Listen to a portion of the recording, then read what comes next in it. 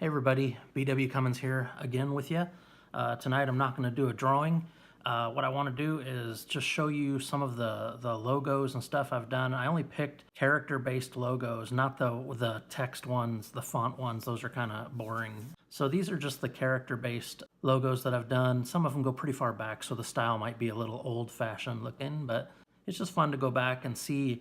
It's funny that they all start here in the sketchbook, kind of the way that I draw a lot of things, sketchy and rough.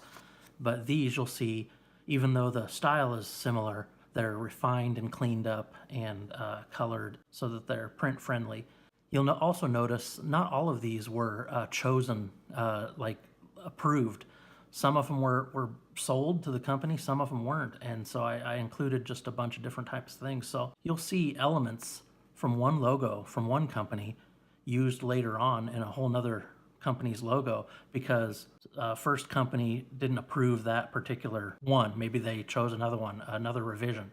And so any good graphic artist is not going to redraw the same thing later if he's already drawn it and it wasn't used. Now, I wouldn't ever draw something for one company and then reuse it for another company if they're using it. That would be unethical. But if I drew this and it's my intellectual property and they chose not to buy it, then to me, it's up for grabs and use, and so I'll tweak it for another project if it fits that project. Hope you enjoyed just this quick little tour of some logos. If you have any questions on any of them, let me know. That'd be great. And here we go. I'm gonna shut up and just play through some logos. Take care and like and subscribe if you can. Bye now.